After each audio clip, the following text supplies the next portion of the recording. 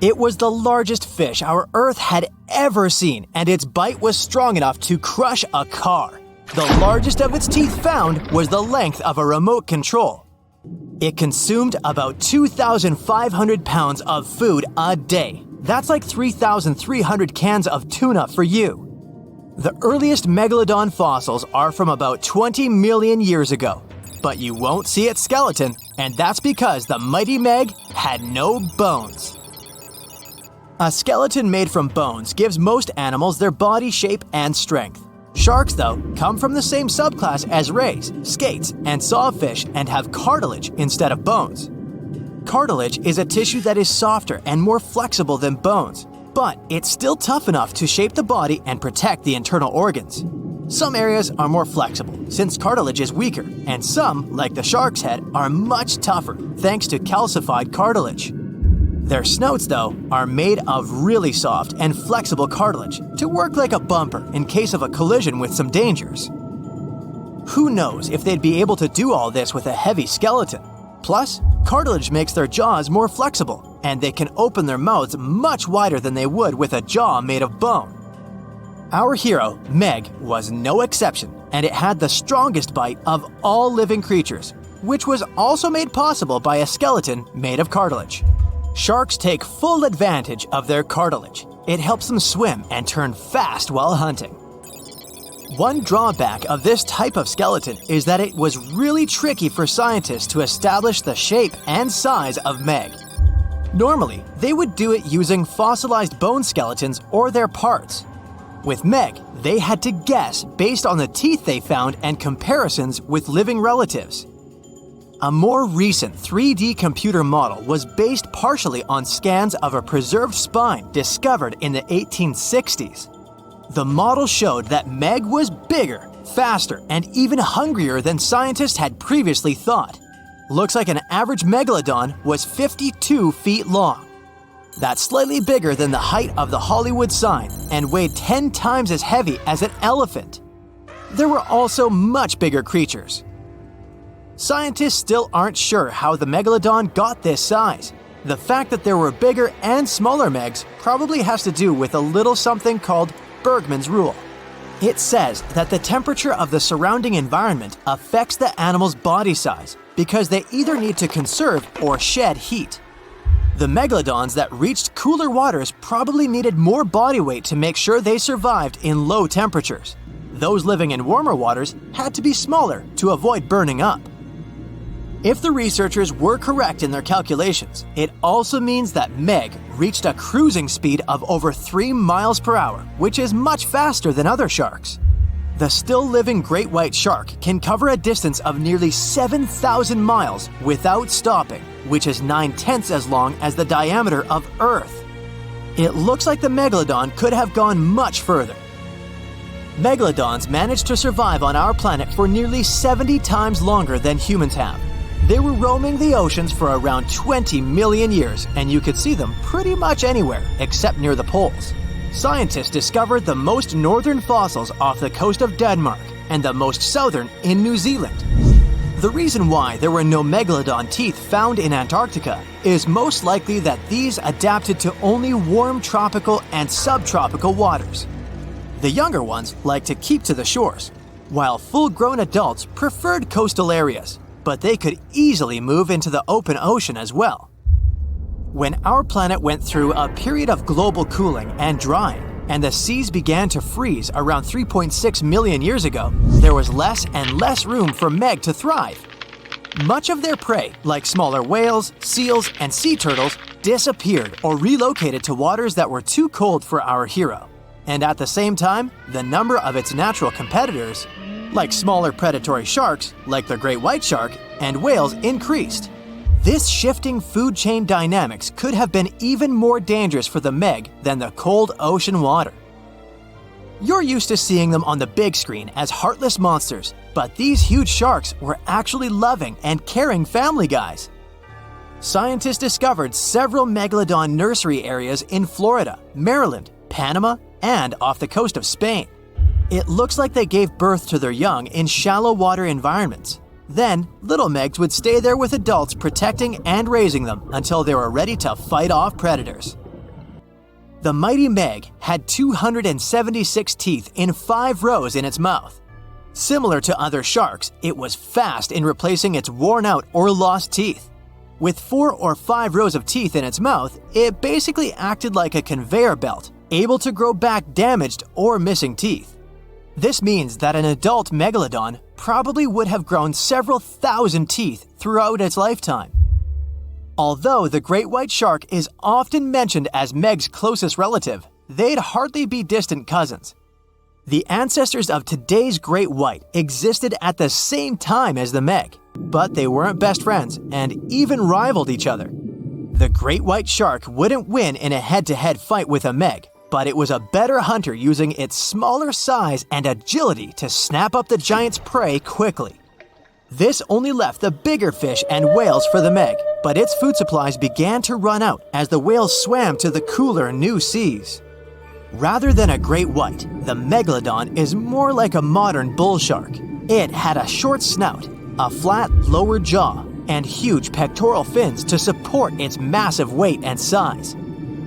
We also speak of Meg as an extinct giant, but can we be 100% sure it isn't hiding somewhere as we speak? After all, we've only explored 5% of our oceans altogether. The Mariana Trench is the deepest oceanic trench on Earth, and you could dip the whole of Mount Everest in its deepest part, and over a mile of it would still be above the surface. If a megalodon or two needed a place to hide, that would be the perfect spot. It wouldn't be the coziest place to live, though, with its cold water and total darkness.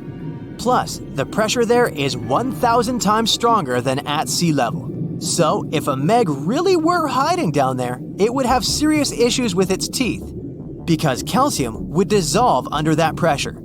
To survive here, it would also need to learn to navigate in complete darkness. That means it would have either become bioluminescent or evolve to grow massive eyes like the giant squid. If the Meg were still around and true to its dietary choices, it would have to eat smaller fish, and that would be a problem for us humans. Especially those of us who love fish, that is. And the ocean isn't cooling down these days. The Megalodon would love its temperature and would thrive and reproduce faster than ever. Those giants would create some massive problems for cargo ships and cruising vessels. In case you're now scared at the thought of meeting a megalodon, relax. Most scientists don't think it's possible because of our hero's size. Most foods that megalodons like to eat live in shallow ocean areas and not in the deep, deep sea. Meg would need to come up for dinner every now and then, and it's kinda hard to miss a creature this big. They're both giant prehistoric creatures to us, but the megalodons and the dinosaurs never actually coexisted. The dinosaurs probably died out about 66 million years ago. Megalodons seem to have appeared a bit later. The movie Jaws came out in 1975, and since then, people have been terrified of sharks. Some people fear seeing a great white's head come out of their showers, not to mention the fear of running into one at your local pool. Of course, none of this is actually possible, but some other scary shark stuff is. Like, yes, sharks can attack boats. They probably won't sink one. It depends on the size of the shark and the size of the boat. Today, we're diving deep into the facts and myths about the sea's biggest predator. It was the year 1953. On a typical July morning, 2 fishers set out on their daily lobster harvest. They took their white-hulled dory out to sea off the coast of Cape Breton Island in Nova Scotia, Canada. Since it was the lobster season, the sea was dotted with several dories spread out across the water. But that day, something strange happened. As soon as they put the dory at sea, they noticed a large dorsal fin chasing after their boat. They were surprised to see that the shark would follow their boat's every move.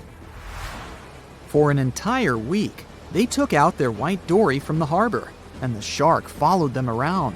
Until one morning, as the men were alone at sea, the shark charged at full speed at the boat and smashed a 7-inch hole in its bottom. The boat turned over, and both men fell into the water. The shark didn't come after the men, though. Instead, it swam away and disappeared for good. To clarify, A dory is a small, fragile boat usually measuring 16 to 23 feet long. So how long did that shark need to be in order to sink it? Well, as soon as the boat was retrieved from the ocean, researchers found something interesting. One of the shark's teeth was found stuck in the hull. According to Harvard experts that analyzed the tooth, it most certainly belonged to a 12-foot white shark that weighed around 1,200 pounds. One thing intrigues scientists a whole lot. The great white didn't seem to be interested in the man aboard, but rather in the boat itself. The question is, why? Some people suppose that this great white followed the dory around because it was white, and the animal probably thought it was some big white mammal. It's not the first boat a shark has attacked. You see, sharks don't attempt to sink boats because they're mean and evil. Rather, it's due to murky waters and hard materials that make them mistake inanimate objects for their usual lunch menu. But that's not what we've learned from popular culture. In Jaws, the protagonist shark managed to poke several holes in the orca as it rammed the boat. The orca was a Nova Scotia-style fishing boat made out of wood planks. It wasn't a huge boat, so it seemed plausible that a great white could ram it. But, according to Mythbusters, that's very far from the truth. A great white swimming at its maximum speed wouldn't be able to take down a medium-sized fishing vessel. The same goes for bigger boats. Some bull sharks or great whites can turn over smaller vessels though, like kayaks or small boats. If this happens, it's most likely because they think it's a sea mammal and nudge it before taking the first bite. No scientist can say for sure why they do this, only that it's usually a misunderstanding on behalf of the animal. The Shark Research Committee, a nonprofit scientific research organization, has documented a lot of shark attacks on inanimate objects and is trying to answer that question more thoroughly. So far, they've observed several attacks on objects such as crab trap buoys and inflatable float bags. The website has also registered 2 famous attacks on boats. The first one happened in 1959, and a shark left a tooth on the hull of a boat. Researchers later identified it as belonging to a 12-foot great white. The report of the other attack, which happened in 1989, claims that a boat was circled by a great white before the animal swam at the vessel at full speed and hit the boat several times. Of course, those who suffer the most from shark attacks and encounters aren't boats. It's surfers. As far as we know, surfers look like giant wobbly seals from the shark's perspective. According to the Shark Research Committee, there have been 41 confirmed shark attacks on surfers on the west coast of North America over the course of the last century. So, should we be so afraid of sharks after all? Let's learn more about these magnificent sea creatures. Off the top of your head, how many shark species can you name? 4, 8, 10? Well, there are over 500 species of sharks swimming in the ocean. They vary from tiny specimens, about the size of a human hand, to up to 39-foot-long creatures. The largest species of shark are actually not great whites, but whale sharks. And even those are small compared to the great Megalodon.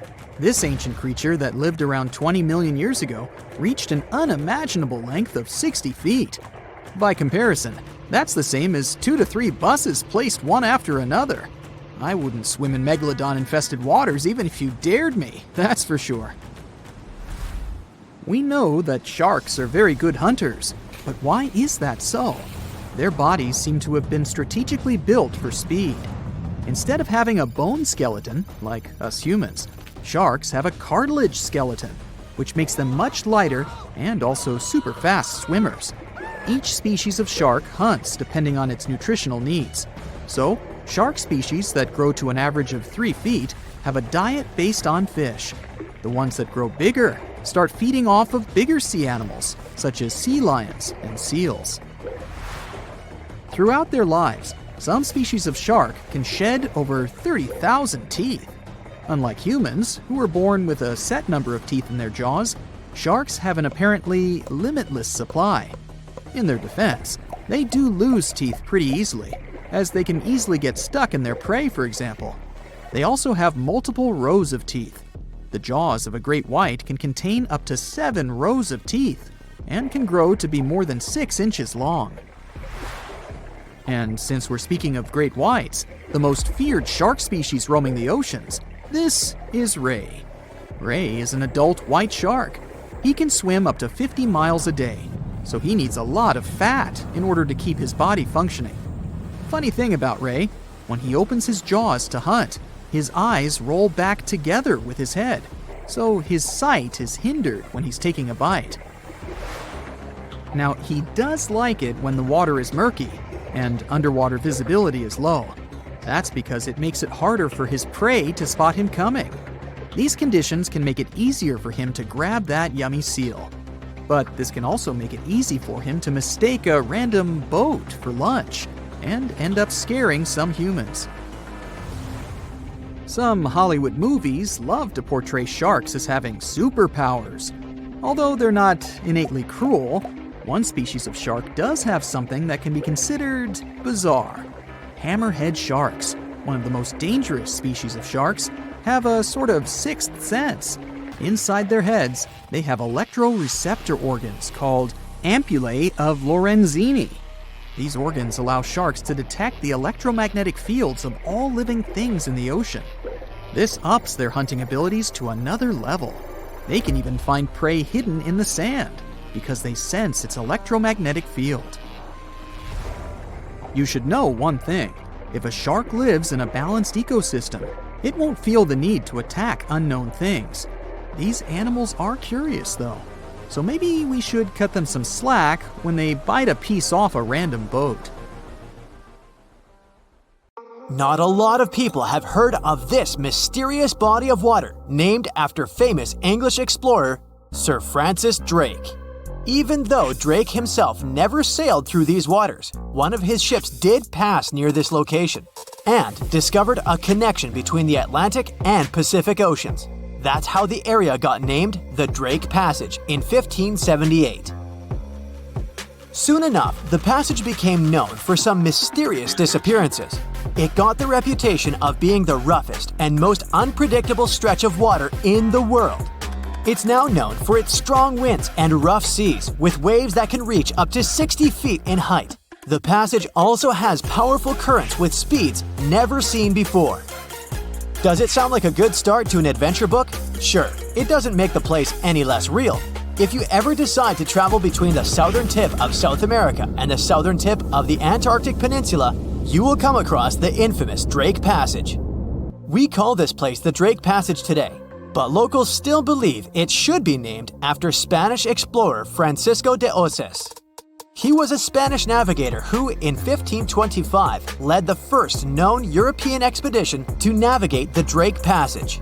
The trip was part of an attempt of Spain to find a new route to the Spice Islands in the East Indies.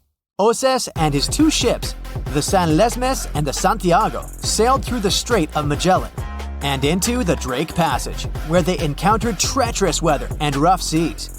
Despite the difficulties, they successfully navigated the passage and became the first Europeans known to have done so.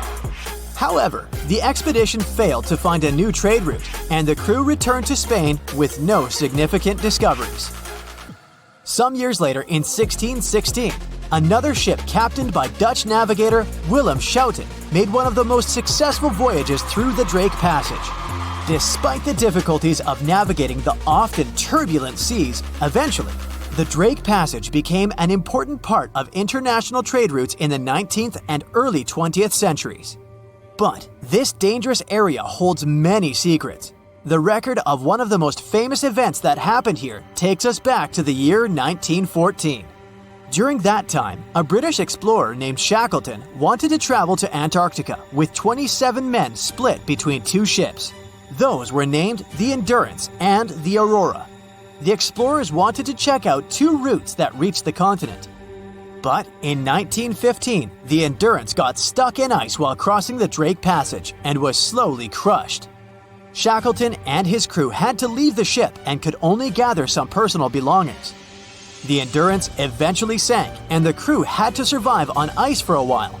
The mission changed from exploring to surviving, and only in 1916 all the men were rescued. The Aurora suffered a similar fate. It also got stuck in ice and 3 men were lost at sea before the rest of the crew was rescued in 1917. For many years, the ship Endurance was thought to have been lost forever. But in 2022, a group of specialists went on a trip to find it. They left from Cape Town, South Africa on February 5th. The leader of the group said it was most likely the most difficult shipwreck search in history. They used special equipment to find the ship under the water and then used a special underwater camera to take a closer look. The members of the team were sure they had found the Endurance because it was in a place where very few ships had ever been. Despite being 10,000 feet underwater, the Endurance didn't look so shabby. It was actually pretty well preserved for a ship that had been underwater for more than 100 years. The explorers were still even able to see the word Endurance written on it. But it's not just ships that have a hard time with the Drake Passage. A plane with 38 people on board seemed to have disappeared over the Drake Passage in 2019, according to the Chilean authorities. It's believed it hit the icy and rough waters of the passage. Rescuers used ships, planes, and satellites to search for the missing plane and its passengers in the area where it had last sent messages. But the harsh conditions of the Drake Passage made the search very difficult. The exact location where the accident had happened was eventually found, but there were no survivors. The Viking Polaris is another of those ships that got damaged in the passage, even though it was designed for tough conditions. It was faster than most ships and more stable because of special equipment that kept it balanced.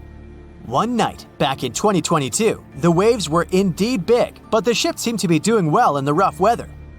But then, on its way back to port in Ushuaia, Argentina, a rogue wave suddenly hit the ship without warning. People on board felt like they had been hit by an iceberg. Rogue waves are much taller than other waves around them, and they're very unpredictable. Scientists still don't know exactly why they occur. When this rogue wave hit the Viking Polaris ship, it immediately broke windows on the second deck. Some people on board were hurt, but thankfully, most of them had been properly trained before boarding the ship and knew what they had to do in case of an emergency. The crew was also very good at helping the passengers. Most of them even claimed later that they would board the ship for the second time, despite such an unexpected experience. The boat eventually made it to the port without suffering further damage.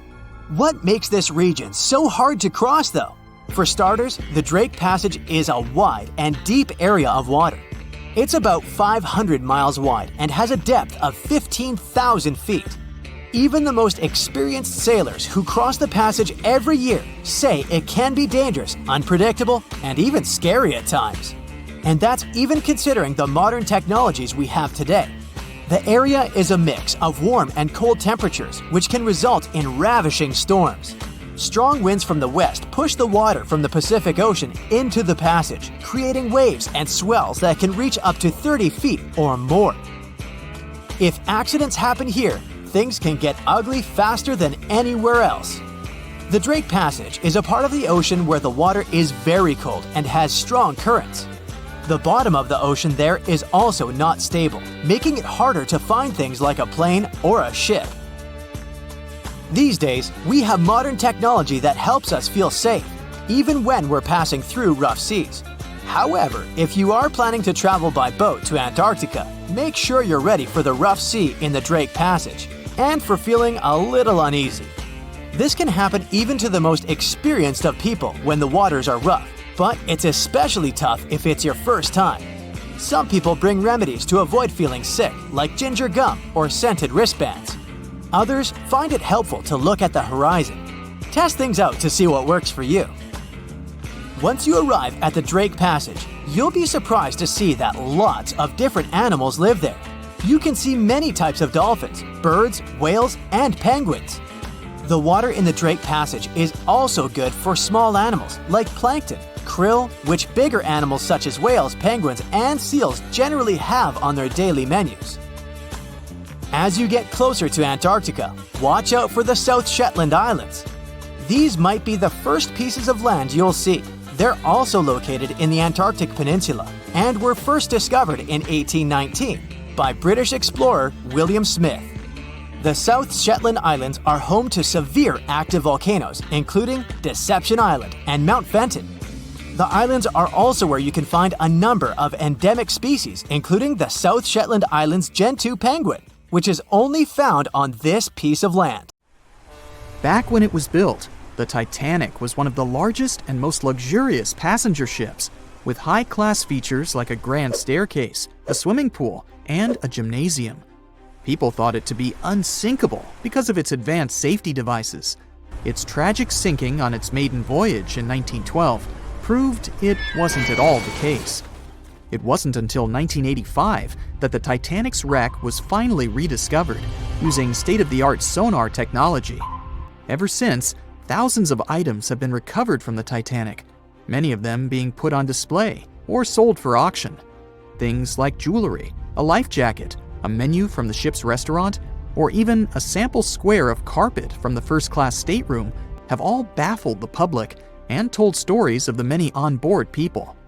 Scientists have even tried to come up with strategies to get the Titanic back up.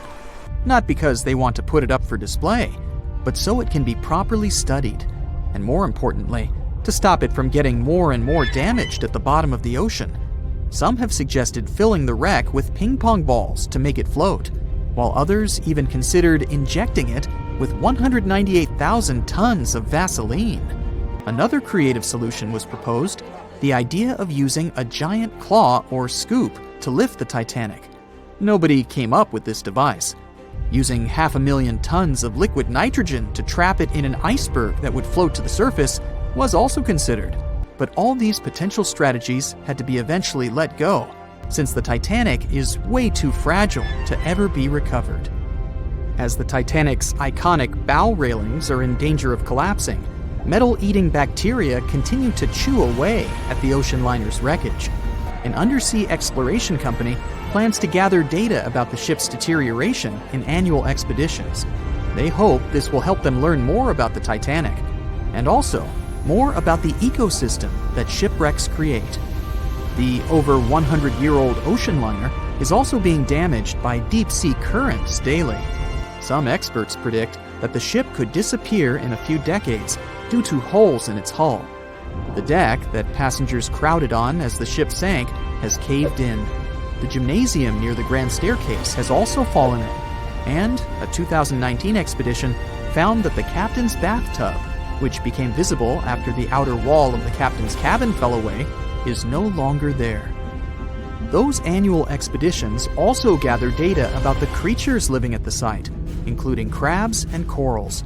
Surprisingly, many species have only been seen there at the Titanic wreck, so scientists are curious to find out more about them. The most famous out of all these creatures is the Halomonas titanicae. It's a bacteria, and it was discovered on the wreckage of the Titanic. What's interesting about this creature is that it's able to thrive in extremely salty environments. It's also been resistant to several antibiotics, unlike other types of bacteria. It's probably because of this superbacteria that the deterioration of the ship's iron hull happened so fast. The expedition will also look at the debris field and its artifacts. On the site, there are still traces of little personal items like clothes and luggage. One of the most interesting stories about Titanic artifacts is that of the passengers' shoes. Most of the Titanic items that have been lost at sea deteriorated or disappeared completely. But not the shoes. They seem to be able to resist the harsh conditions. On top of that, the leather in most shoes is perfectly preserved, probably because of tannin, a substance used in the tanning process of leather. It helped the shoes resist the damaging bacteria found underwater. All this exploring might have gotten you all excited. If that's the case, I have some good news to share.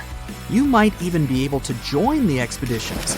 To personally explore the Titanic, you have to plan ahead and apply to be a mission specialist with OceanGate, the company responsible for the journey.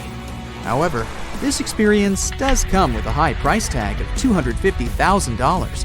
Despite the cost, this once-in-a-lifetime experience is in high demand because of the limited spots available. If you can afford the exploration, you will have the chance to collaborate with renowned specialists in marine biology, oceanography, the Titanic, DNA, and the deep ocean. Accommodations and meals on the dive support vessel are also included, as well as training and guidance from specialists before and during the mission. Lastly, you don't even need to bring your own gear, as the expedition equipment is included as well. Sure, ships have evolved and modernized over the years, and these days we have technology that is way better than that available on the Titanic. But this ship remains an amazing piece of history because of its many unusual features, like the fact that the Titanic's whistle was loud enough to be heard over 11 miles away, or the fact that the ship's hull was painted with a special mixture of red lead and linseed oil, which was believed to be effective in preventing the growth of seaweed and other marine organisms. However, despite popular belief, the ship's iconic fourth smokestack was not functional and was only used for ventilation and aesthetics. Probably one of its biggest flaws was its number of lifeboats. Despite its size and luxury, the Titanic only had 20 lifeboats on board, which were not enough to save all of its passengers and crew once it hit the iceberg. The Titanic may be the most famous shipwreck, but it's not the only one. The fleet of Kublai Khan tells a similar story. This one was a large naval force commissioned by the Mongol ruler Kublai Khan in the 13th century. The fleet was intended to travel to Japan and establish the Mongols as powerful rulers in the region. However, in 1281, the fleet was supposedly caught in bad weather and was seriously damaged, with many ships being destroyed. Legend has it that the fleet was torn down by a massive typhoon that came to be known as the kamikaze, or divine wind. This strong storm was believed to have been sent by the higher spirits to protect Japan from the Mongols. The truth about its disappearance remains a mystery to this day. However, the wreckage of the fleet, or parts of it, appears to have been discovered in the 1980s by Asian archaeologists. They dug across the site and studied the remains of the ships at a location near Imari Bay. The shipwreck is, to this day, considered to be an important archaeological discovery. That's because it informed us how well prepared the Mongols were back in the day in terms of their ships. Another tragic story is that of the RMS Empress of Ireland. This was a British passenger ship that operated until May of 1914. This is when the ship was sailing from Quebec City to Liverpool, but it ran into the Norwegian collier SS Storstad in the fog off the coast of Rimouski, Quebec. The collision caused a large hole in the side of the Empress of Ireland, and the ship began to quickly take on water and sink. The crew and passengers were caught off guard, and many were unable to evacuate in time. In total, 1,012 people were lost in the disaster, making it one of the worst maritime collisions in Canadian history. Rescue efforts were hampered by poor visibility and the fact that many of the lifeboats were damaged or unusable. Only 465 people survived the sinking, and many of them were rescued by the Storstad, which had remained in the area despite its damage. The sinking of the Empress of Ireland was a national tragedy in Canada, and it led to changes in maritime safety regulations and the establishment of a Coast Guard. The ship still lies at the bottom of the St. Lawrence River, where it has become a popular dive site for enthusiasts.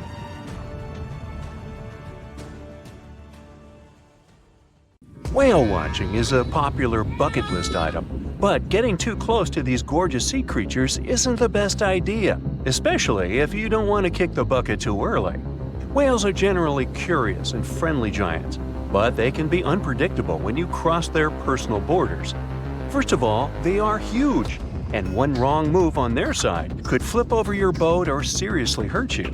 Second, they are wild animals, and like any other wild animals, they can carry certain infections they could transfer to you if you get into direct contact. Plus, they have strong parental instincts, so if you approach their young by accident, they might think you want to take them away and will act accordingly. It is only safe to observe whales from the sea when you're accompanied by an experienced expert, both for your own good and for the good of the whale. Now, sometimes whales and dolphins strand themselves on the shore for reasons scientists still can't explain. Quite recently, over 200 whales have been found on a remote beach in Tasmania, Australia. A rescue team rushed to the location to save the whales, half of which were still alive. The rescue operation was really complex due to the remote location. The locals were trying to help the whales, covering them with blankets and pouring buckets of water on them to keep them alive. This mutual effort of regular people and professional rescuers helped save around 100 whales. As to why this happened, one theory says the stranded whales might have had a leader who had some problems with orientation and took the whole pod to the wrong place. The Australian box jellyfish looks just like any other jellyfish you've probably met in the sea. But don't let these creatures deceive you. They're considered the most venomous marine animals. Box jellyfish got its name because it does look a lot like a box. Unlike other kinds of jellyfish that float with the current rather than swim, this creature can reach a decent speed and choose its own direction. And here comes the scariest part. It has tentacles covered with tiny darts loaded with poison. People and animals that get unlucky enough to have a rendezvous with those tentacles face some pretty scary and sometimes even fatal consequences in just a matter of minutes.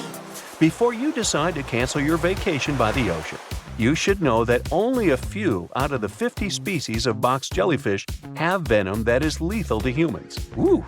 There are some not-so-dangerous species living in warm coastal waters worldwide, and the lethal ones reside in the Indo-Pacific region and northern Australia.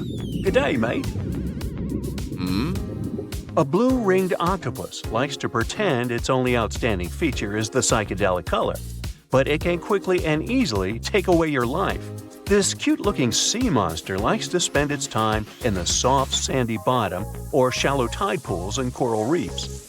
It normally hides in underwater crevices among shells or debris. If you somehow manage to find and disturb it there, the octopus will show you its signature blue rings as a warning signal. And if you don't get the hint, it will introduce you to its other signature feature, a venom 1,000 times more powerful than cyanide. One octopus has enough of it to do away with 26 people within minutes. This venom is more toxic than that of land mammals. The octopus normally uses it to hunt crabs, shrimp, and small fish by pecking them with its beak and paralyzing them. The same can happen to a human victim. You'll unlikely even feel the bite until it's too late. The good news is that there have been no known cases of such incidents since the 1960s. If you don't disturb the blue ring octopus, it will never attack you first. If you enjoy picking shells on the beach, make sure the ones you collect don't belong to a cone snail. It's nothing like its relatives living on land and eating fresh leaves and bark. There are over 500 species of this venomous sea creature, and a few that can really hurt you. These little snails are extremely vicious, just like Jimmy from 3rd grade. They inject their venom through a harpoon-like tooth. The consequences of this injection can be quite terrible for you. Now, are you afraid of snakes? Well, I have some bad news for you. You can't escape them even in the water. Certain kinds of these creatures have adapted to live both on land and in the sea, especially in the warm waters of the Indian and Pacific Oceans. All the species we know so far are venomous, and sometimes an encounter with them can be super dangerous. The good news is that they only bite if you disturb them. So the safest way to go is in the opposite direction of these slithery sea creatures. Not only venomous sea creatures present a danger to you while you're in the water. Strong earthquakes sometimes cause the formation of massive ocean waves. If they head ashore, they hardly leave anything intact in their way. You know this dangerous sea phenomenon as a tsunami. There is also another type of this natural disaster called a meteotsunami. They're caused by rapid storm systems and pressure changes above the open water. A powerful storm can generate a whole wall of water. Sometimes this wall grows several feet high while it moves through a shallow continental shelf, inlets, or bays. If it gets strong enough, it can damage houses close to the water. It's really tricky to forecast or detect a meteotsunami because it's nearly impossible to tell from a seismic one. It happens much more often than regular tsunamis, especially in the Great Lakes area. Now, the ocean can be dangerous to you, even if you're staying in what seems like safety on the shore. One such unpleasant surprise could be a sneaker wave moving your way. As you can guess from its name, waves like this sneak out on unsuspecting beachgoers. They look average, but turn out to be way bigger and more dangerous than you could imagine. Sneaker waves always appear without warning after smaller waves carry huge amounts of water, sand, and gravel. They're so powerful, they can carry swimmers further away into the ocean. They can swipe you off your feet and into the water when you're casually strolling on a jetty or the beach or on an outcropping nearby. Oregon State University researchers found that sneaker waves form in offshore storms that carry wind energy to the ocean surface. With all that energy, several waves unite and overlap into one beast that stands higher and goes further ashore than a regular wave. Another thing that makes them more dangerous is that they're hard to predict. The logic of regular wave formation doesn't work with them. Square waves, looking like a giant chessboard over the ocean, are the reason many people visit the Isle of Ré off the western coast of France. If you visit it, you'll notice plenty of signs warning you to stay away from the water once you notice the unusual pattern. The safest way to observe it is from high up places like nearby lighthouses. If you decide to stay in the water, the strong currents coming from two directions can literally sweep you off your feet. Generally, waves can travel many miles over the surface of the water, depending on local winds and weather. And even on days when the weather seems somewhat calm, storms located elsewhere can send in crashing waves that affect the surrounding calm waters. When waves travel onto the shores of distant lands, they're called swells. This is different from a wave that occurs from the local wind. When two different swells coming from opposite directions meet, it's known as a cross sea. This is what generates these square waves that you see near the Isle of Ré.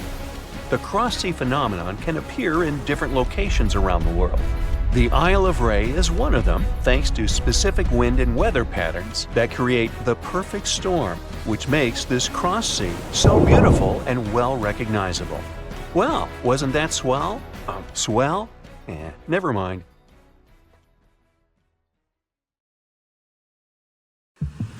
So, if you ever take the Galapagos cruise, you might be lucky enough to see one pretty remarkable fella. It's called the red-lip batfish, and it looks like some sort of bat that overdid its makeup. You can find it at depths from 50 to 300 feet, and you probably won't miss it because it can grow up to 10 inches long. They mostly chill on the seabed, where they shuffle their way along the seafloor on their stubby little fin legs with pretty large feet. Yup, very odd to see a fish walking. But from time to time, they come to the surface to see if there's something interesting up there. You can also find them at the edge of reefs. Red-lip batfish are not fans of warm waters, so you'll mostly find them in colder ones. It's an anglerfish. That's the type of fish that lures its potential prey with a fleshy lobe. Do you see it here on a filament that arises from their snout? These fish usually come with a big head and wide mouth. No comment. Their tail and bodies are relatively small. The red-lip batfish has a fleshy growth on its head. That's how it catches smaller animals, such as mollusks, shrimp, and little fish of opportunity. Now, check this bizarre creature lurking in the deep sea. It's called a tripod fish, and you can find it all across the Indian, Pacific, and Atlantic Oceans. Look at their long, bony fins. They can extend up to 3 feet from their underside and tail. Scientists think they pump fluid into these fins when they're standing so they can remain rigid. When they're swimming, their long fins softly float beneath them, which can sometimes look a little bit awkward. I mean, the walking part looks kinda weird too, but cool, you must admit. Tripod fish evolved to sit on their pretty long fins to be taller, because that way it gets into a perfect position to catch fish, tiny prawns, and other small, unfortunate yet tasty animals the ocean current brings right into their mouth. It's a perfect mechanism when you think about it. Currents are barely present at the seabed level, so they'd have to work much harder. And this fish can't even see the prey coming. It's almost blind because it spends most of its time in a dark habitat, But its long fins feel the vibrations in the muddy sediment little animals that pass nearby make. And these pectoral fins that sit right behind its head are some sort of antenna.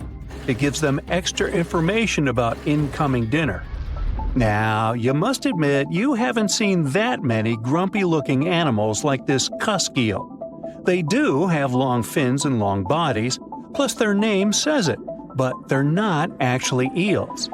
The cusk eel family has different members, each with its own specifics. For example, the faceless cusk.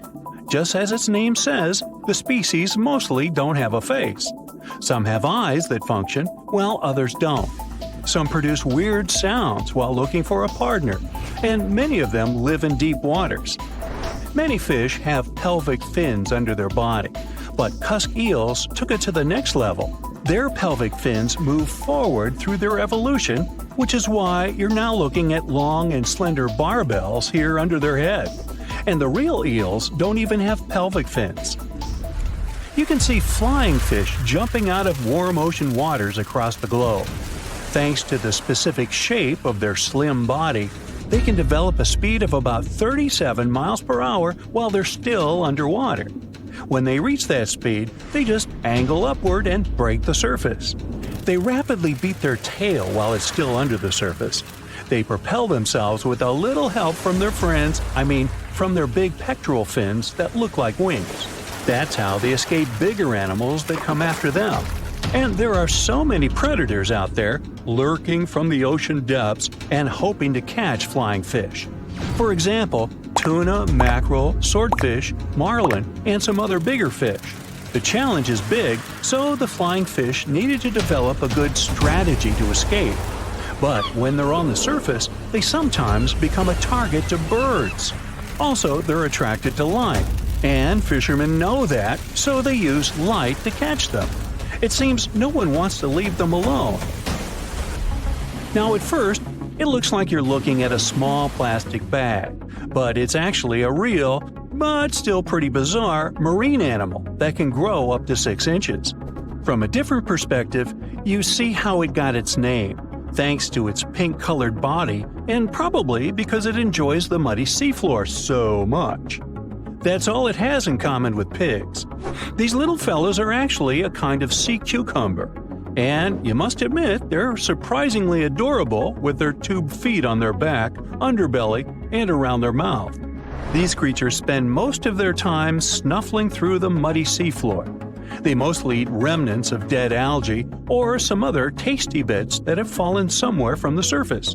Of course, they can eat bigger stuff too. For example, an entire whale. Sea pigs are great deep-sea babysitters for juvenile lithidid crabs. Here, you try to pronounce that. Researchers saw these little crabs hiding under and climbing on sea pigs.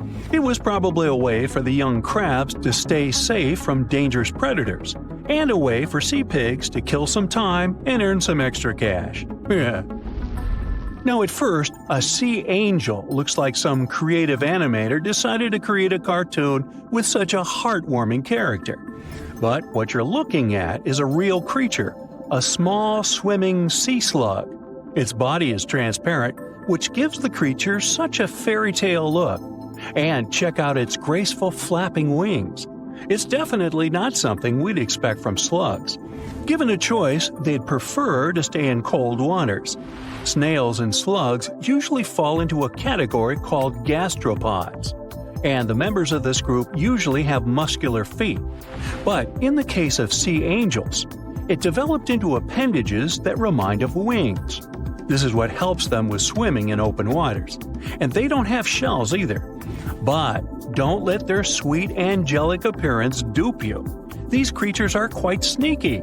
They use their tentacles, and this piece called radula, when they want to pull other swimming snails from their shells. And do what? Oh, that? When I first looked at this creature called giant siphonophore, I didn't think it was scary because it looked like some sort of centipede. And how giant can these be? Well, it seems they can stretch to be 130 feet long. Okay, it doesn't look scary even at a second look, but I still wouldn't like to face it. It's like you're watching some random long rope that's just floating through the ocean depths. Although it looks like some silly string that does nothing, this creature is a collection of pretty functional parts, where each is specialized for something else. Some of its parts are in charge of catching prey, while others digest food. Some parts exist for reproduction, while others direct the action of this entire body by swimming. This animal is bioluminescent, which means it creates its own light. When it bumps against some random object on its way, its stem glows and you can see a bright blue light. Isn't the flapjack octopus really cute? With its stumpy webbed arms, big eyes, and fins that remind of ears on its mantle, really adorable. You'll mostly find the flapjack octopus on the seafloor. It likes to spend most of its time there, since that's where it can relax and lay flat, looking like a pancake. And when it feels it's time to go somewhere, this little creature swims or hovers above the seabed.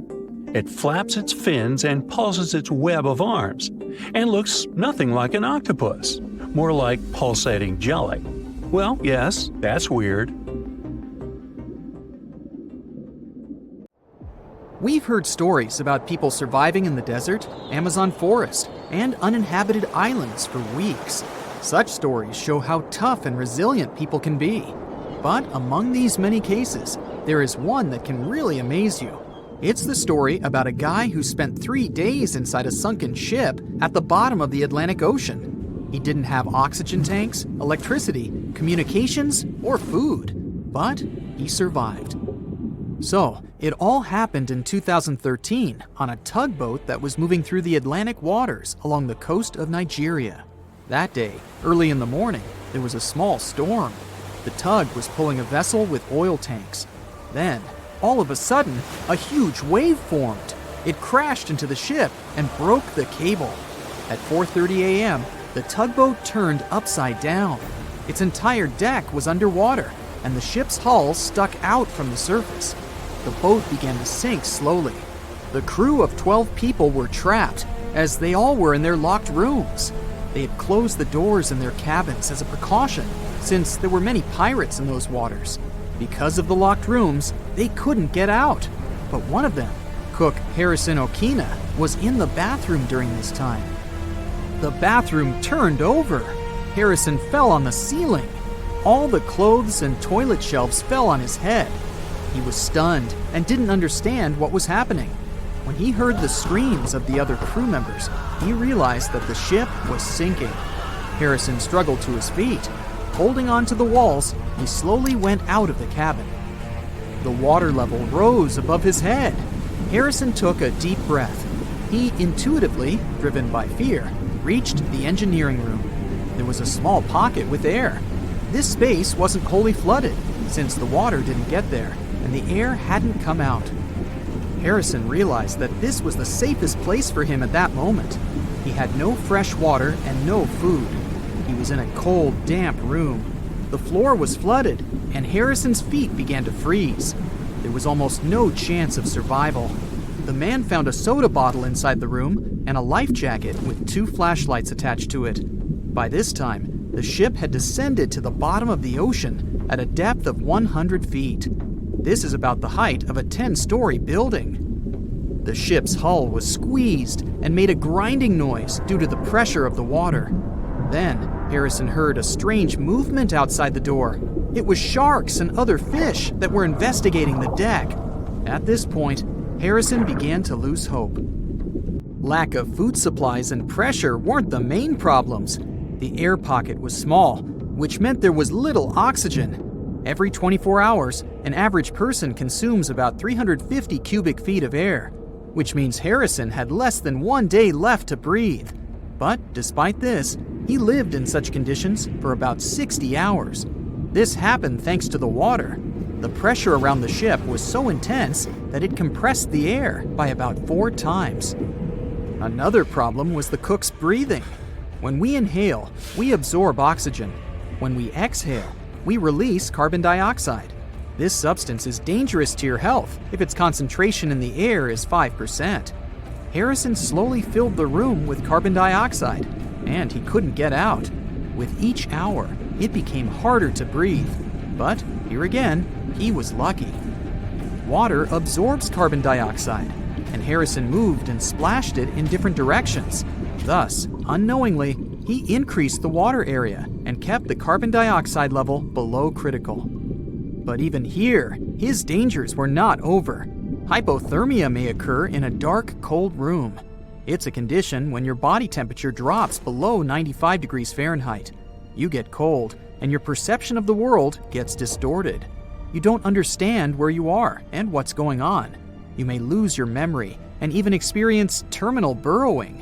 This weird behavior occurs during hypothermia when a person tries to find a small shelter, even if they're in a closed room.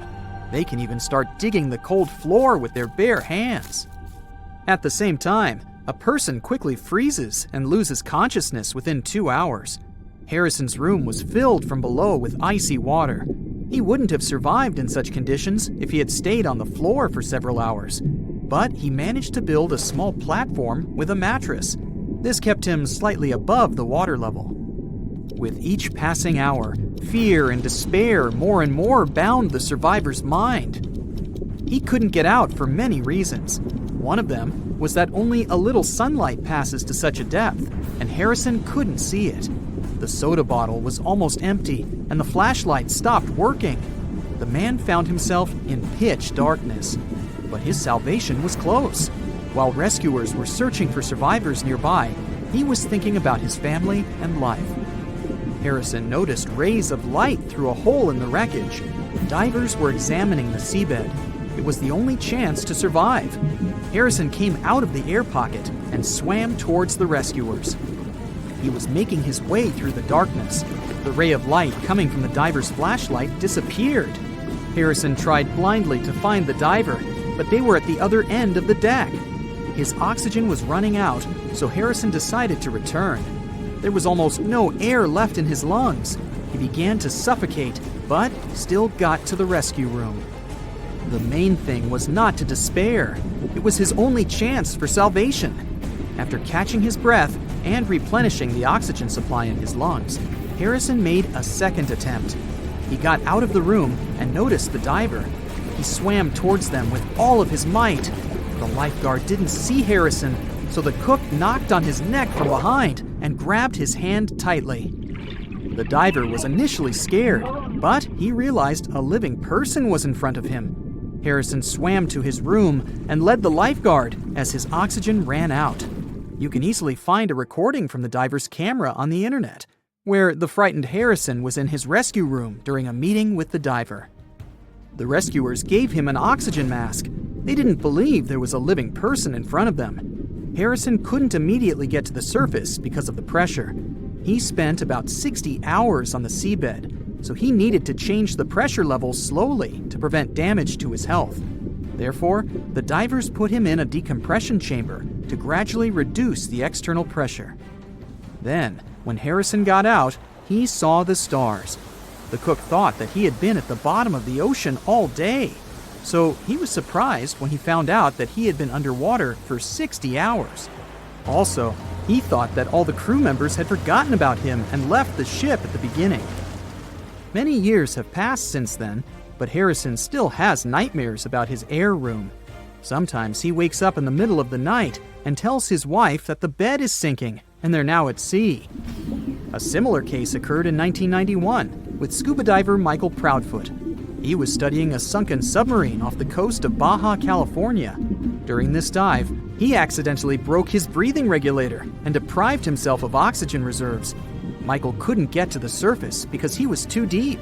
He wouldn't have had enough air in his lungs. Fortunately, the diver found an air pocket inside the ship. He swam there and waited for rescuers.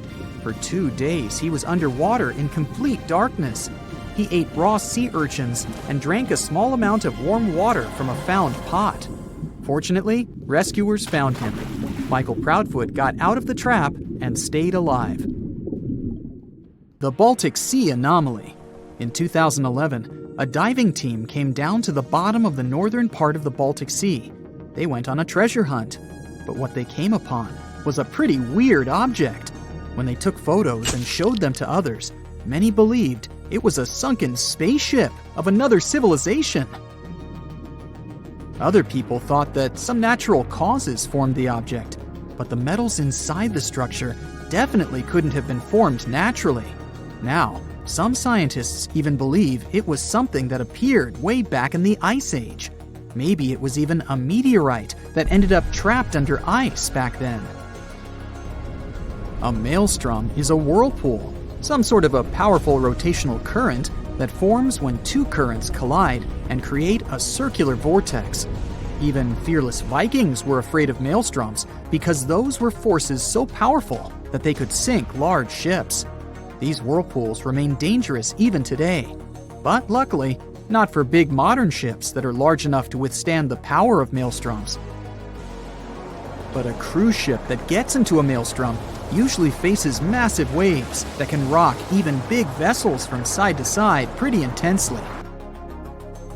A maelstrom can be so strong, it can turn into some sort of an underwater black hole. Yep, black holes are not only present in the cold expanse of space, you can find them here on our home planet too, swirling in the oceans. They're similar to those in space, since they're compacted so tightly that nothing they trap can escape. Underwater black holes often span up to 93 miles in diameter. And if you got into one of those, you probably wouldn't even know it. These black holes act like vortices, but because of their size, even professionals can hardly see their boundaries. Here's something relaxing. Next time you go to the beach, pay attention, and maybe you'll see an optical phenomenon called the green flash. You can see it shortly after sunset or right before sunrise. It occurs when the sun is almost completely below the horizon, while its rim, the upper one, is still visible.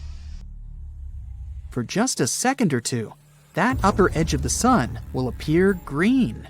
It's because you're looking at the sun through thicker parts of the atmosphere as it's moving down in the sky.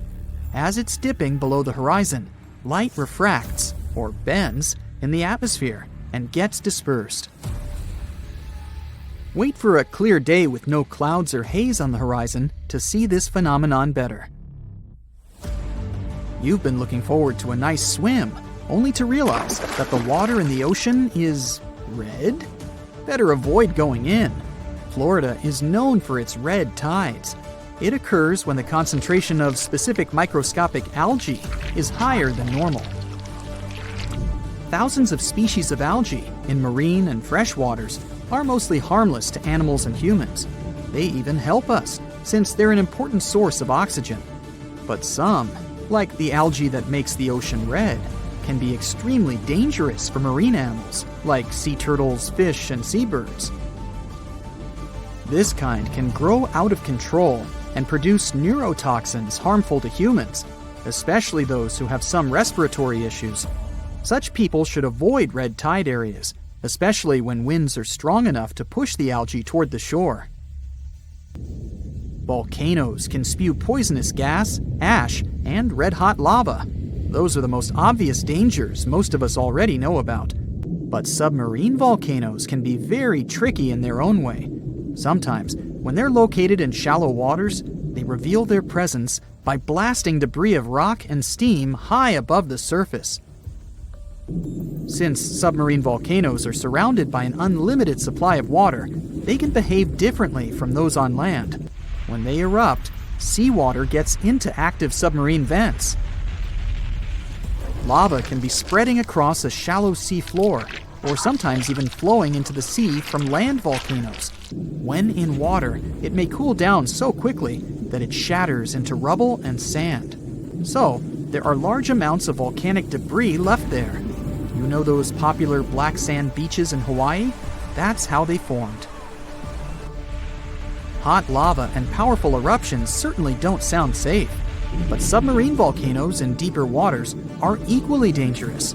Even though they're not necessarily erupting, they produce pockets of bubbles. These bubbles reduce the density of the surrounding waters, which can even sink ships. The worst thing is that when you look at the surface of the ocean, you can't understand something's wrong. But at the same time, tiny bubbles are there, causing ships to lose buoyancy, and with very little warning. A cross sea is a rare phenomenon, beautiful to observe, but also very dangerous. It's when you see square waves, which are more common in shallow parts of the ocean.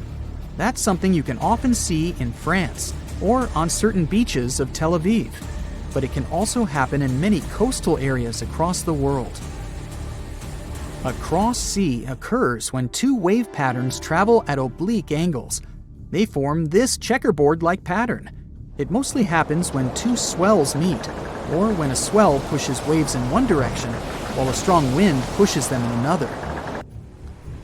These square waves can be dangerous for swimmers and boaters. The waves produced by strong ocean currents can be pretty unpredictable and tall, sometimes up to almost 10 feet. This phenomenon is sometimes called white walls. These waves can be so powerful that they can turn over even big boats. If you fill a clear glass with some ocean water and take a closer look, you'll see it's full of very small particles. Seawater contains dissolved salts, fats, algae, proteins, detergents, and other bits of artificial and organic matter. If you shake that glass, you'll see tiny bubbles forming on its surface. That's how sea foam forms when waves and winds agitate the ocean. When you see thick sea foam, algal blooms might have caused it. When big blooms of algae fall apart in the sea, large amounts of that matter move in the direction of dry land. Most kinds of sea foam aren't dangerous to humans, but when blooms of algae fall apart, it can have a negative impact on both the environment and people. For example, when sea foam bubbles pop, the toxins they contain get released into the air, and they can irritate your eyes or cause some other health issues. You can see a tidal bore in the areas where a river empties into a sea or an ocean. It's a powerful tide that goes against the current and pushes up the river. A tidal bore falls into a category of something called the surge, which is a sudden change in depth. A tidal bore is a positive surge, which means it pushes up a river, making it much deeper. A negative surge is when the river suddenly becomes very shallow. You won't see tidal bores everywhere. The river must be fairly shallow with a narrow outlet to the sea. The place where the sea and the river meet must be flat and wide. Also, the area between low and high tide must be at least 20 feet across. Of course, there are some exceptions, like the Amazon River, the world's largest one. The mouth of the Amazon is not narrow, but the river experiences tidal bores. That's because its mouth is shallow and has many sandbars and low-lying islands. The tidal bore is so strong there that the river doesn't even have a delta. Its sediment goes directly into the Atlantic Ocean, where fast-moving currents take it away. A tidal bore is often unpredictable and can be extremely rough. In many cases, it changes the color of the river from greenish or blue to brown. It can damage vegetation or even tear trees out of the ground. So, recreation sports like kayaking and river surfing can be hazardous in these areas. Even if you just want to take a look at a tidal bore, be careful. Tidal waves can sweep over lookout points and drag whatever or whoever is there into the churning river. On January 10, 1992, a huge cargo ship sailed somewhere in the middle of the Pacific Ocean. It got caught in a strong storm. Its waves battered the ship frightfully, and some of its containers fell into the water. One of them opened and released some 29,000 rubber toys. There were yellow ducks, frogs, and blue turtles. From that moment, their journey of almost 20,000 miles across the world's oceans began. This enormous number of toys survived many years of storms, salt water, encounter with marine animals, and countless days under the scorching sun. The ducks even ventured into the icy waters of the Arctic and swam through the spot where the Titanic sank. Some of the toys settled in Hawaii, and some went to the shores of England. Many people watched their journey all the time. Oceanologists studied ocean currents with the help of this migrating flock of rubber duckies. People authored books about these ducks. Each toy is an artifact, and somebody managed to find at least one of them. One frog washed up on the coast of England, and other toys were found in the ocean. People are looking for them and selling them for thousands of dollars. Until now, these wanderers are floating somewhere out there, and you may find one of them sometime. I keep mine close by. You know what ammonite is? It's a kind of a big ancient seashell with a spiral on its back. So, the coast of Washington hides many fossils of these animals. One day, a group of scientists went there to find these prehistoric things. But instead, they found a massive bone of an unknown dinosaur. The problem was that the fossil was stuck in a coastal rock. Paleontologists dragged a stone saw to get the find. They extracted the bone and discovered it belonged to an animal that lived about 80 million years ago. It was a theropod, a predatory dinosaur that moved on two legs. T-Rex and velociraptors belonged to this species. It's not proven exactly who this bone belonged to, but researchers say the descendants of these dinosaurs are modern birds. In 2008, on the shore of Brighton Beach, people discovered probably one of the most unusual things that have ever been thrown on the shore. This was a big 8-foot Lego man. He was whole and looked great. It's unknown how long he stayed in the ocean and ended up here. The discovery attracted the attention of locals and the district administration. The Lego man looked so cool on the beach that the people at City Hall decided to leave him there. Nobody knows the true story of this giant toy. Some say that Lego Man arrived from Denmark. There's a Legoland theme park, maybe the toy came straight from there. Others are sure that it fell from some passing ship, see rubber duckies. But of course, there's a high probability that this is all part of a PR campaign. Even if it's not, it's still a great ad. In 2010, locals found a giant tree washed up on the beach on the shore of La Push, Washington. Several people could fit inside its trunk. There's enough room to squeeze in a bed, a table, a TV, and even throw a small party. And the height of the tree itself reached about 200 feet. This is almost the size of a Boeing passenger jet. There were a lot of discarded trees on the shore that day, but this giant was the king among them. High tides and fierce winds brought it ashore. Storms occur often in this region. During this time, rivers flowing through the area spill over the forest and dump large trees. Also, near the beach, there are high slopes with tropical forests. At high tide, the water washes away the trees and brings them to the shore. Now, they didn't know the exact type of tree, but it was like the Sitka spruce, red cedar, and Douglas fir. In 2020, a giant squid was found on a shore of a South African beach. Such finds are rare because giant squids live in deep, dark waters. The beached sea creature was almost 14 feet long. This is more than the size of a passenger car. Some of these individuals can reach the size of buses. It's not surprising that sailors called these monsters kraken in the distant past. They have enormous tentacles, beak-like mouths, and the most giant eyes in the animal world. One such eye can be the size of a football. In 2021, a family found an old closed bottle on a beach in Hawaii. And of course, there was a message written 37 years ago inside. The letter was written in English. Then it turned out that school students at one Japanese school wrote this message. Back in 1984, the school released about 450 bottles into the ocean to study ocean currents. The letter had an address with a request to give it back. Now, about 50 bottles have been returned to that school in Japan. But this message, found on the shore of Hawaii, is the first since 2002.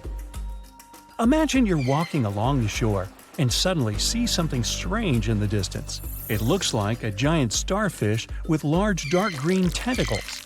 The center of this star has a strange red glow. The object is fenced with tape. There are people in protective suits around. It happened in May 2022 on Bondi Beach, Australia. On that day, journalists and many tourists came to the shore to find out that the unknown creature was just a sculpture made as an ad for one famous American TV series. In England, a 180-million-year-old fossil was found on Charmouth Beach. This was one of the oldest finds in the world, and this was just not a bone, but almost the whole skeleton of a huge underwater lizard, Ichthyosaurus. Let's just call him Icky. The size of this fossil was 40 feet long. It's practically the length of a small bus. The lizard's head alone was 7 feet. That's the average height of a professional basketball player, who aren't fossils. Icky was not only one of the oldest, but also one of the most giant ancient skeletons ever discovered by people. Just imagine how it swam in the seas and oceans and terrified all the sea creatures 180 million years ago. No thanks. On February 16, 2020, locals found a large cargo ship stuck on a rocky shore off the coast of an Irish village. It was old, rusty, with holes in the body and rotten parts. Kind of like me. The day before, though, it wasn't there. There was nothing valuable or exciting on board, just some old barrels of fuel. People didn't find any records or logs. Who owned the ship? Who was the captain? Where was the whole crew? No one had the answers to these questions. Soon, the press wrote about the ship, and someone called the village administration and introduced themselves as the owner. That person didn't supply any evidence and hung up. Of course, no one took the ship, but after a while, people began to reveal the story of this mysterious vessel. It's called Alta. 5 months before the final stop on the coast of Ireland, it was seen thousands of miles away in the waters of the Atlantic Ocean. That day, the big ship MS Protector was sailing through calm waters and spotted Alta. The MS Protector crew tried to contact it, but no one answered. Even then, the vessel was empty. It was a phantom ship. It's still unknown how it could cover the distance across the Atlantic and surf to the coast of Ireland. Maybe it's just luck. It's also notable that no one else has seen the ship all this time. It just calmly sailed huge distances, surviving storms. But then, added information appeared. Alta had changed several captains and flags. It was used by smugglers for illegal purposes. It visited the shores of Africa and Greece. One day, several members of the Alta crew sent a distress signal. They ran out of food and water supplies. There was a breakdown inside the engine. People were rescued, and the ship remained wandering in the ocean. The owner of the boat was never found. Okay, let's try something together. Open any world map you have available. It can be the one you find in your bookcase or even an online version. Take a look at the vast area covered by water. That's 71% of the Earth's surface. And all of that is salt water from the world's oceans. There aren't any borders between the 4 oceans we've all come to know. But oceanographers and the world's countries did traditionally split these waters into 4 distinct regions: the Pacific, Atlantic, Indian, and Arctic Oceans. And here comes the big surprise. The scientific community has recently recognized the 5th body of water. It's called the Southern Ocean, and 3 of the 4 original oceans border it. It circumnavigates Antarctica and the lower portion of the globe and reaches Australia and the southern portions of Africa and South America. What makes this ocean so special? How did the scientific community eventually recognize it? And more importantly, what mysterious creatures does it hide? Let's find out. The Antarctic Ocean, or the Southern Ocean, was first mentioned back in 1937 in the 2nd edition of the International Hydrographic Organization's Limits of Oceans and Seas. That's a mouthful. Back then, this organization considered that it was wrong to consider the Antarctic Ocean as its own distinct body of water. Why? Well, because at that time, an ocean was defined as water surrounded by land and not water surrounding land. However, they reconsidered it in 2000 and voted to include this ocean in the official list. They also decided on the name Southern Ocean over the commonly used Antarctic Ocean. Finally, the organization concluded that the ocean should be considered as ending at the 60th parallel south latitude. But how old is this ocean? Well, many specialists believe it to have formed only 30 million years ago, which would make it the youngest of the world's oceans. It was created when Antarctica and South America moved away from each other during the early stages of our planet's development. This unique water current is a distinctive component of the Southern Ocean, as it helps keep the waters flowing around the icy continent. It's called the Antarctic Circumpolar Current, and it moves to the east with incredible speed. It's estimated that it moves an enormous amount of water per second. Some of the disputes regarding the Southern Ocean also have to do with this amazing current. Some specialists believe it separates the water of the Southern Ocean from the waters of the nearing Atlantic or Pacific. Only the rapid circulating water is considered the Southern Ocean. On the other hand, though, a handful of scientists say that the current actually makes the naming issue more complex by not limiting the waters to a specific geographic location. They believe that the waters in the current are different in terms of composition from waters in the northern oceans because they are way colder and have a lot more salt. Sailors don't really like this new body of water, mostly because of the frequent cyclone-like storms that it experiences. They happen because of the big temperature difference between the ice packs and the ocean waves. As a result, these storms are very difficult to surpass for any sailors that happen to encounter them.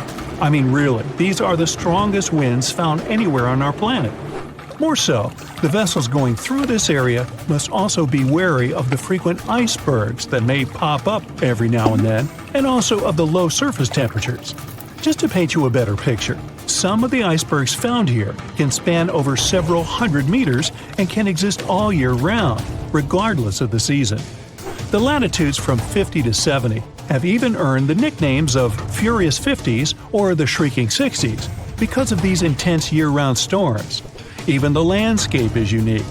They say the Southern Ocean has bluer glaciers, colder air, and more intimidating mountains than anywhere else in the world.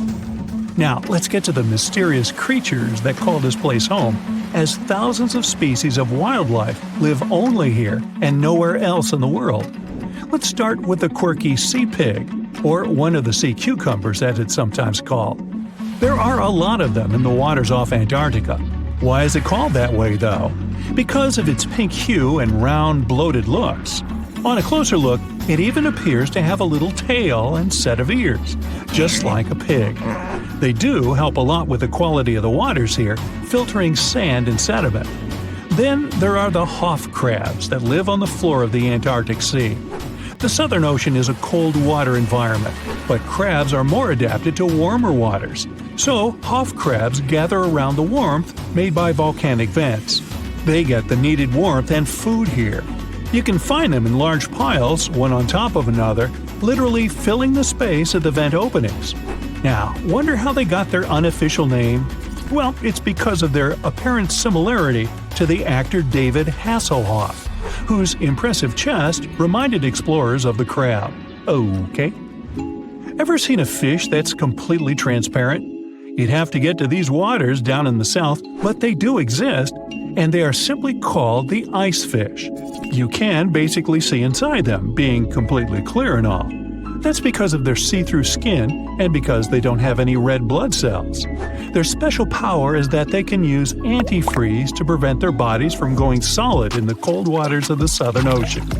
Instead of the standard thicker blood, the red one with hemoglobin, ice fish have thinner blood that moves around more easily throughout their bodies, hence giving them the much-needed nutrients and oxygen. Now, is there a monster hidden in these waters? Some people believe this to be the case, and thanks to recent research, we even have video footage of it. Some Australian researchers stumbled upon a bunch of weird-looking creatures that were swimming near the seafloor of the Southern Ocean. This pink blob-like fish seemed to be propelled by a little pair of fins. To quote them on it, it seemed to resemble a chicken just before you put it in the oven. I'm not sure I even want to know what that looks like. It took them some time and research to identify the monster. It's a shy species of sea cucumber, known more by its creative nickname, the headless chicken monster. We've known this creature has existed since the late 1800s, but we've barely ever seen it. And we've only ever captured it on tape once before when it was spotted in the Gulf of Mexico, which is quite far from the waters off the coast of East Antarctica. There's so much we don't know about this creature, like how many of them exist in our waters and how they live, eat, and reproduce. Ever heard of the emperor penguin? It's not a penguin species that just happens to have a crown on its head, if that's what you're thinking. But they are one of those penguins that inhabit this specific location and are also the largest species of their kind altogether. What makes them special is that they make their colonies on the sea ice, and most of them never step foot on land. More so, penguin dads lose almost half their weight while incubating the eggs. They're also fascinating swimmers, able to dive deeper and longer than any other bird, up to 700 feet.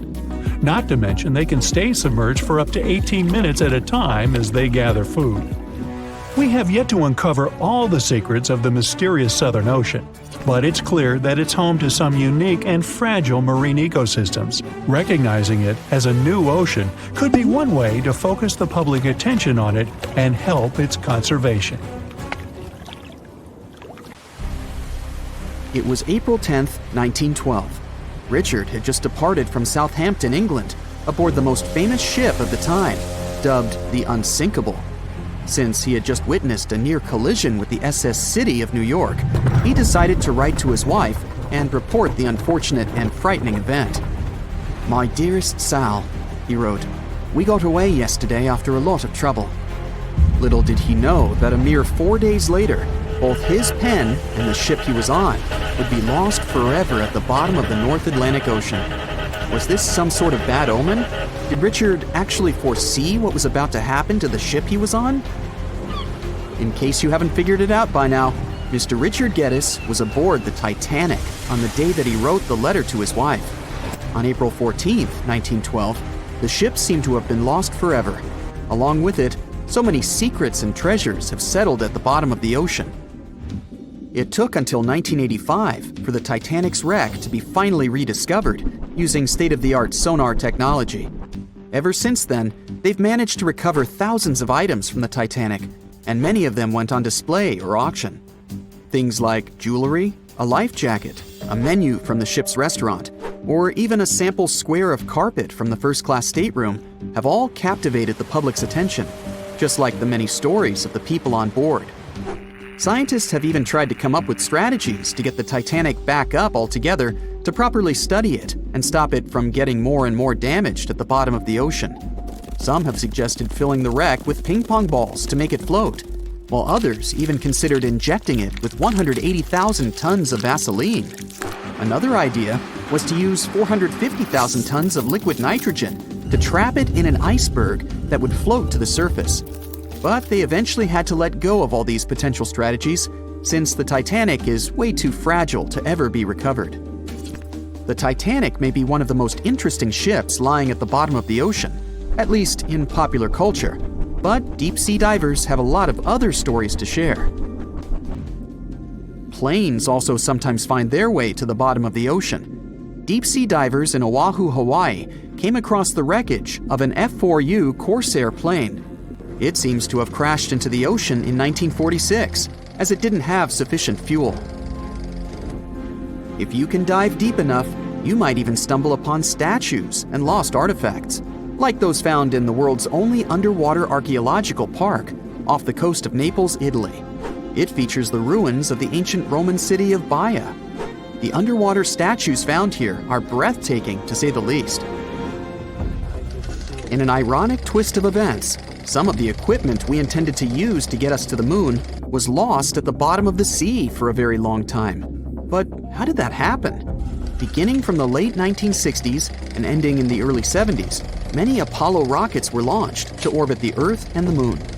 When reaching altitudes of about 38 miles, the first portion of the spacecraft, including the engines, needed to separate. People thought these components got destroyed or lost forever. But were they really? In 2012, a team of specialists discovered a bunch of rocket engines 14,000 feet off the coast of Florida. They have since gone through a 2-year renovation plan and are now on display at Seattle's Museum of Flight. Can you imagine stumbling upon a whole city underwater? Back in 2001, a lost city was discovered in the Gulf of Cambay, off the coast of India. Some archaeologists believe it to be the oldest city in history. By comparison, it's almost the size of Manhattan and features massive walls and even plazas. They stumbled upon pieces of sculpture, artwork, and even what looked like ancient wooden furniture, believed to date back up to 9,500 years ago and 5,000 years older than any city previously discovered. Okay, how about an underwater river? I can't even imagine what that would look like, but some deep divers claim to have seen it south of Tulum, Mexico. Is that even possible? Well, not really, since the Cenote Angelita Cave is not a true river, but a very special type of optical illusion. It's formed by a halocline, meaning a cloud of hydrogen sulfide at the bottom of this underwater cave. Turns out you can actually swim right through this cloud, which makes you feel like you're swimming through a flowing body of water. Not all things discovered underwater are inanimate objects. Some of them are actually quite scary sea creatures. A jellyfish might not be on your list of things to look out for if you can avoid the stings. But this giant one, also known as a lion's mane jellyfish, is the largest known species of its kind. In all fairness, you'll only uncover it if you happen to dive into the waters of the Arctic, Northern Atlantic, and Northern Pacific Oceans. You surely won't miss it, since it stretches across 120 feet from the top to the bottom of its tentacles. When it comes to deep-sea diving, a lot of people are looking to discover some lost treasure. One diver was lucky enough to have hit the literal jackpot when he came upon nearly $1 million worth of treasure on the bottom of the seabed. That was back in 2015, when this lucky diver was swimming just off the coast of Florida. What did he find, you might ask? Well, about 51 gold coins, 40 feet of gold chain, and a rare single coin that was tailored for the King of Spain, Philip V. Speaking of people looking for lost treasures, divers also sometimes found pirate ships. They discovered one of these pirate shipwrecks in 2015 off the coast of Colombia. It dates back to the 18th century. The value of this forgotten ship was estimated to be between $4 billion and $17 billion, as it contained treasures, precious stones, gold, and countless other really valuable items.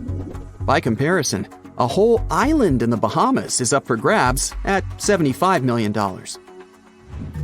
A computer is the last thing you'd ever expect to discover underwater, right? And this was no regular computer, but an ancient one. And yet, someone stumbled upon it between 1900 and 1901 on the spot of a shipwreck located off one Greek island.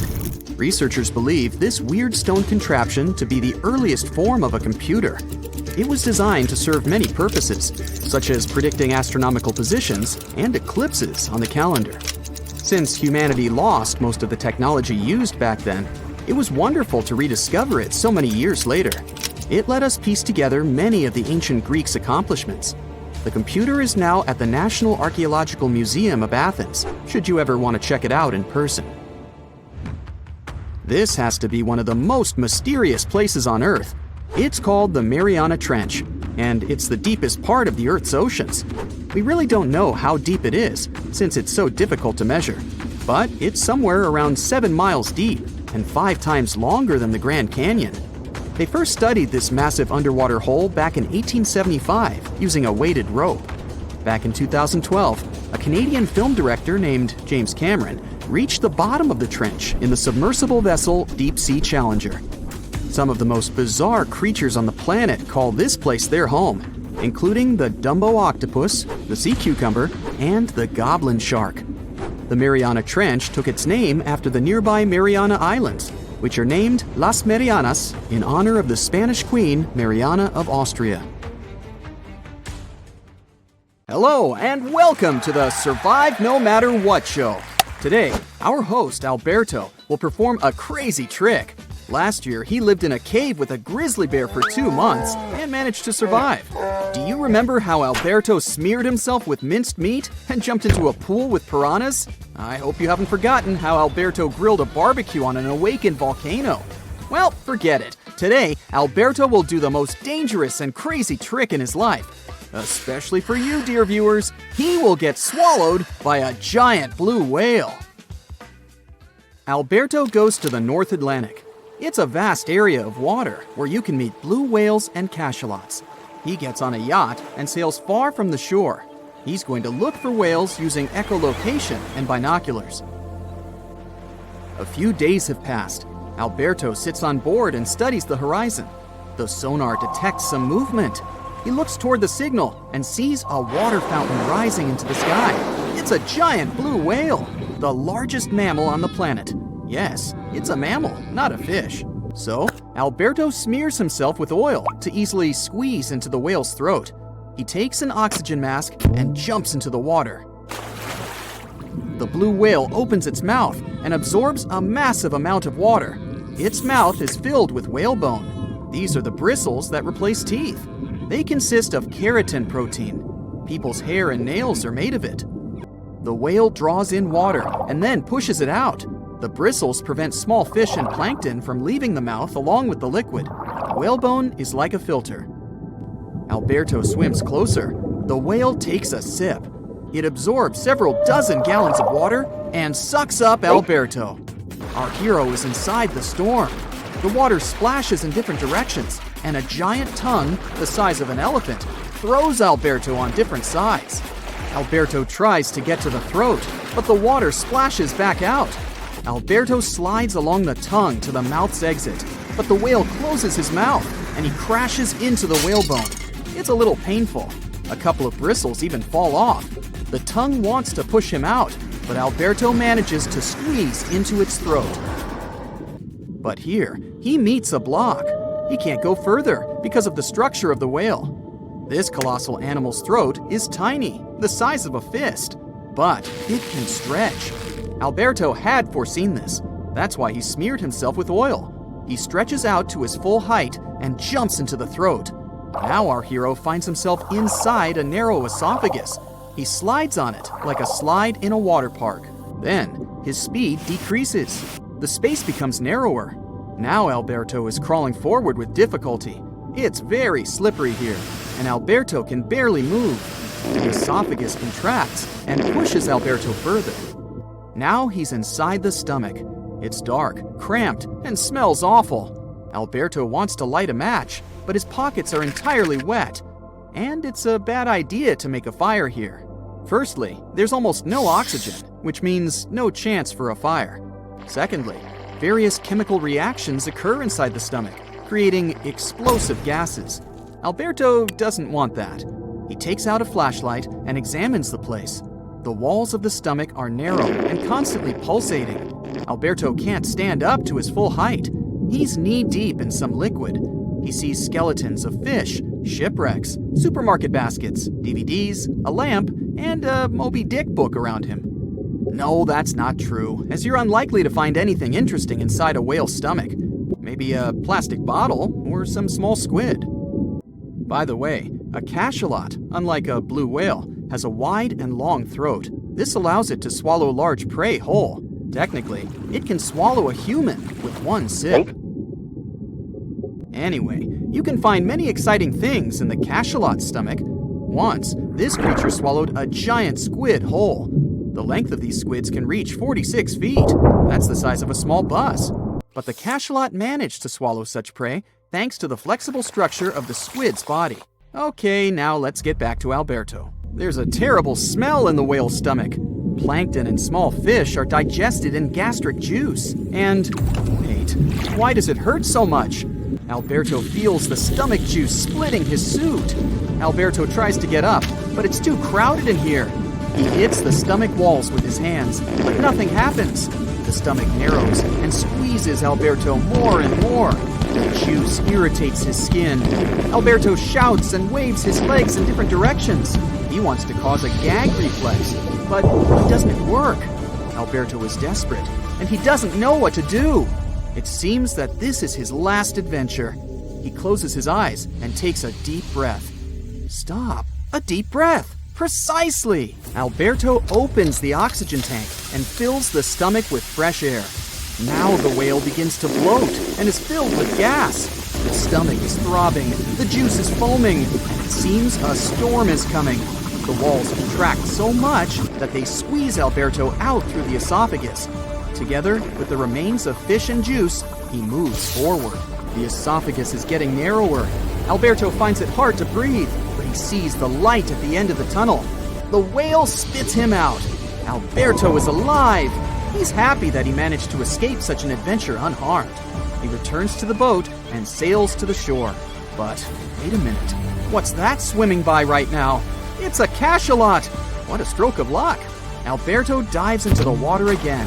He's heading straight for the mouth of this huge animal. The cachalot absorbs water. Several fish and an octopus get there along with Alberto. The cachalot pushes him with its tongue in different directions and swallows all the prey. The throat is wide enough, and Alberto easily manages to get there.